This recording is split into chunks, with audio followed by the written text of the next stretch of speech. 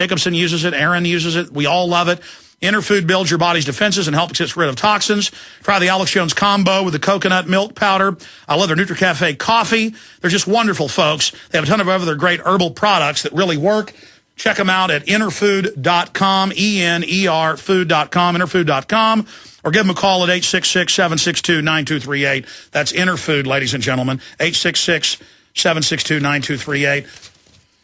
And finally, to have a strong body, we need to stop drinking the fluoride, the poisons, the arsenic, the mercury that they put in the water supply.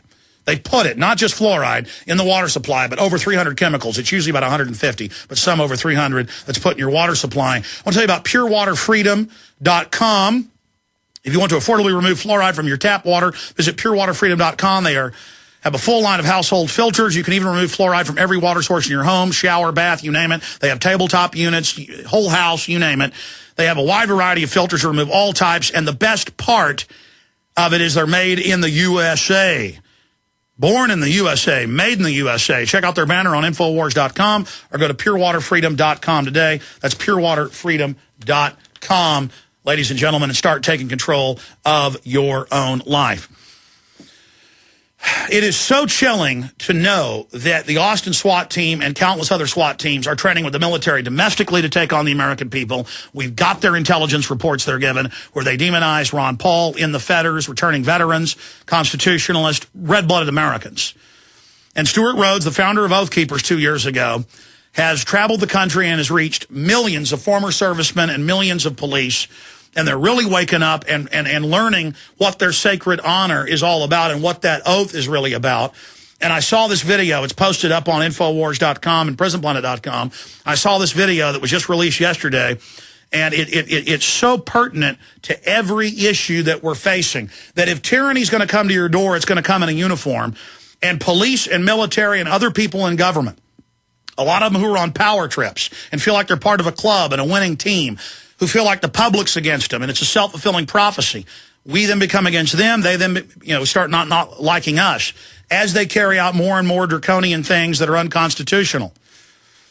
We have to come together, and they have to decide which side they're on in this key time in history. So here is this key video with Stuart Rhodes from Oath Keepers. Here it is.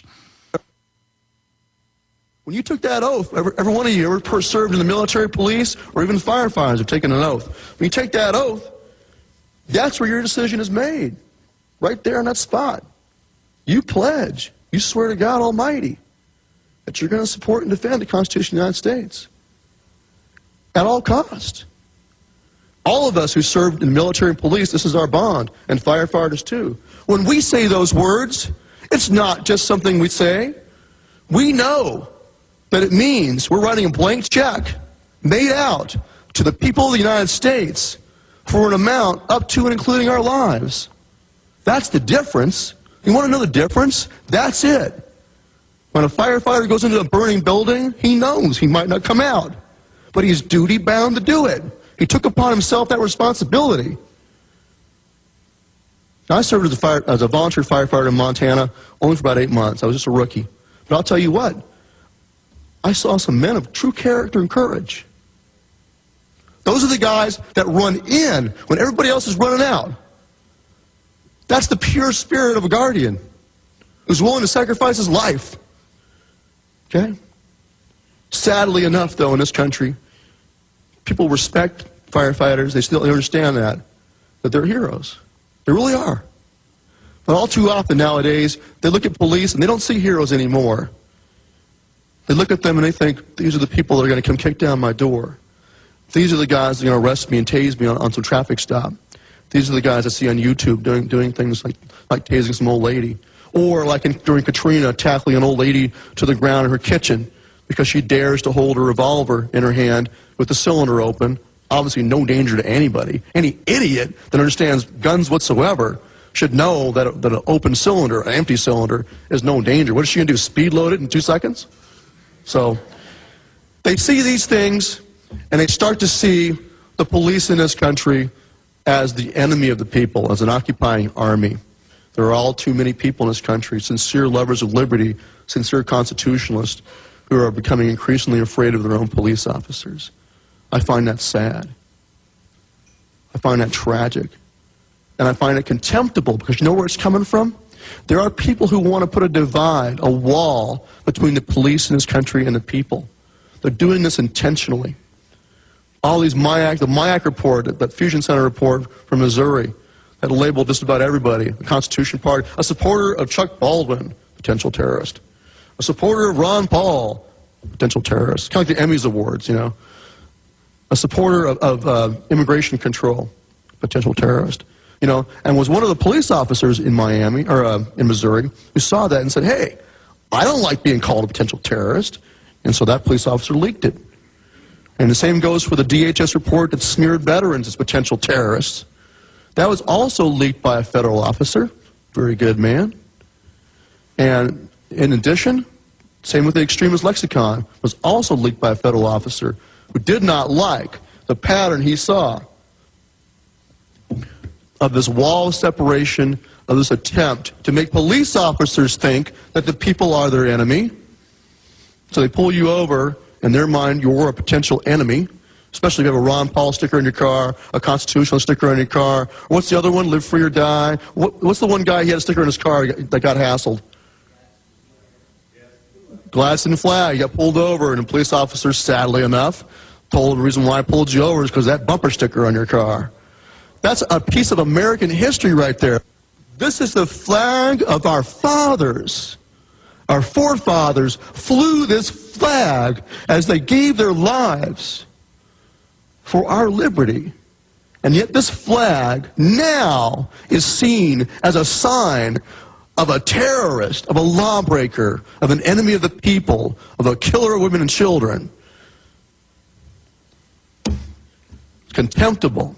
There are people in this country who do not respect our republic, do not support the Constitution, who desire to destroy this republic.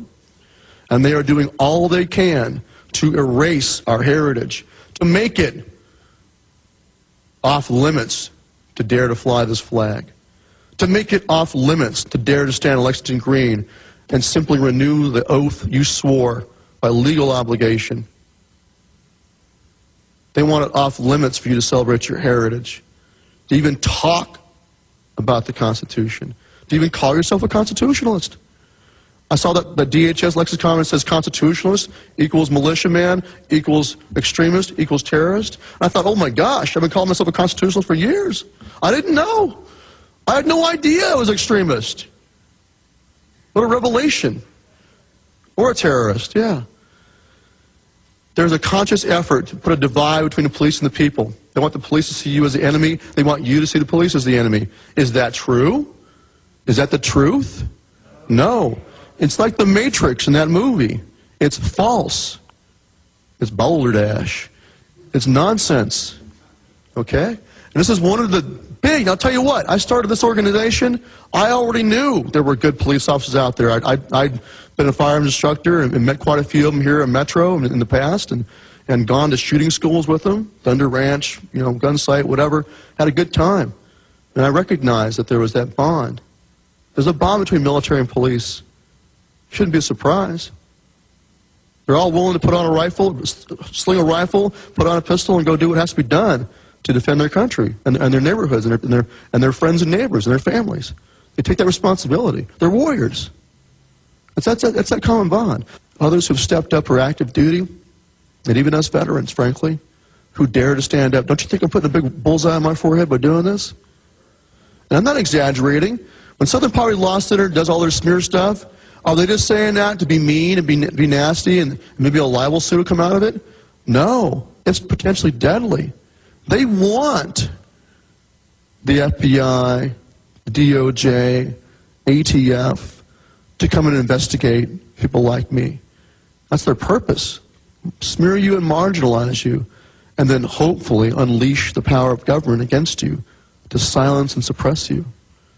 They want them to come kick down my door in the middle of the night in body armor. They want guys like me to come to my house. They're not going to come do it.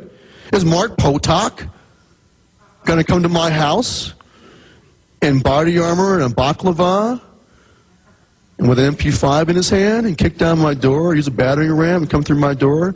Is he going to be point man behind the ram? No, he won't come do it himself. He'll send someone like Chauncey, or someone like Dave Freeman, or someone like Bob back there, big strong guy. He wants someone like that to come to my house and kick in my door and put a submachine gun in my face and my children's face. That's what he wants. He wants them to think that I'm their enemy, and vice versa. He wants all of us to think that. And then they expect. Why are they upset about us? It's not because we're not racist. It's not that. They know it too. It's not because we're terrorists celebrating Timothy McVeigh. What they're upset about is the oath. They don't like it when what they perceive as their minions and their toys even think for themselves. Their vision, their perspective, their opinion of the police and military is that they're just like toy soldiers you wind up and send them marching. And they think, because they don't believe